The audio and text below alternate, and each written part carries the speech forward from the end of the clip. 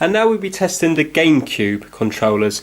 Now these do work if you get the correct adapter. The one you need to get is a GameCube controller adapter for Wii U and PC.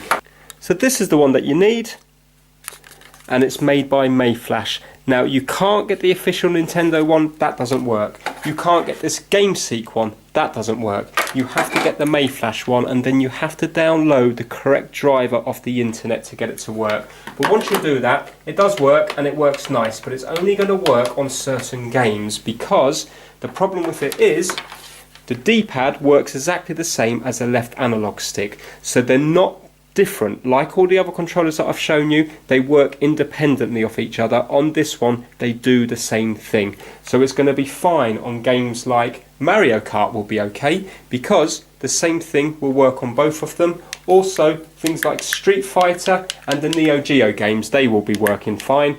But when it comes to stuff like Zelda's not going to work, because you need the D-pad to do different things than the analog stick, so that's not going to work.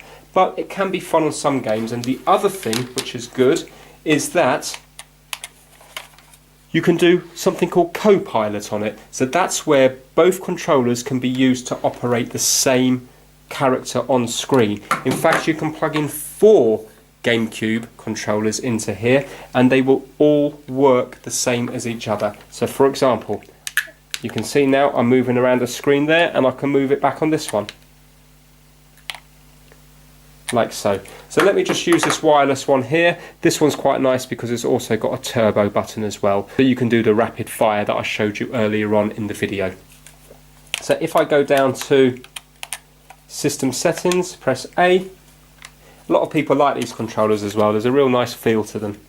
And if I go to Controllers and Sensor, now I can't show you the control sticks because it's asking me to press them in, and the GameCube doesn't have an R3 or an L3 button, so I can't press them in to show you. But it's not going to work as an analog stick, it's only going to work as a D-pad. So again, if you are playing something like Mario Kart and you're going in a straight line, you won't be able to make tiny adjustments. It will be all or nothing. But let me go down to Test Input Devices, Test Controller Buttons, just to show you. So if I do it left there, up, right and down, you can see it's exactly the same as the D-pad. And then we've got B, A, X and Y. It's nice that all the buttons are in the same position. And then we've got R and L, and this one here is ZR. Now if we want ZL, we're going to have to use this little yellow nub, the control stick, and do it to the left, and you see it's ZL. If I do it to the right, you can see that it's plus. Up and down doesn't do anything. And the start button should be plus, but on this one it's not working. But on this one it is working. So you can see there, if I do A and then do a few pluses. Right, and just to show you the rapid fire, so let's say if I was to do turbo A, then every time I press A, can you see it's coming up on screen there many times? So let's do a few Bs and then hold down A, and you can see it's just doing it repeatedly. So that's nice on certain games like Street Fighter. If you're E-Honda and you want to do the 100 hand slaps, you can just hold down that button there and it will do it without you having to hit it time after time. And then to get it back to normal, you just have to press clear and then A, and then that will go back to normal. So now if I hold it down, it's not doing anything.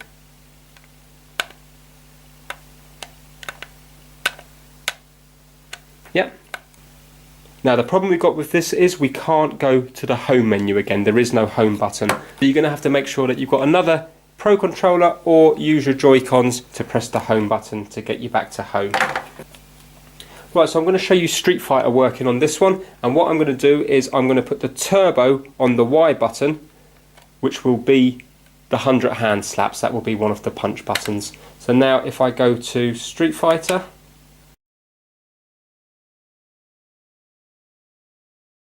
so now just to show you, you can see it moving left, right, and it's the same as the D-pad. And if I held down the Y button, you can see now that it will do the 100 hand slaps without me repeatedly pressing it. So obviously this is cheating, but I think even on the new Hori Fight Pad, I think that's got turbo enabled, and that is a proper Nintendo supported device.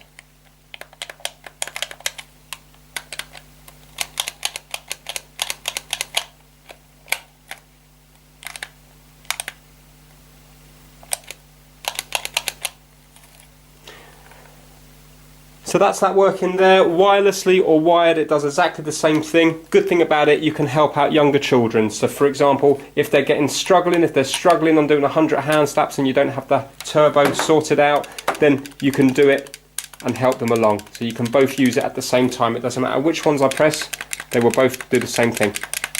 So the GameCube controllers work really nice on certain games, but you're very limited to the games that you can use it on.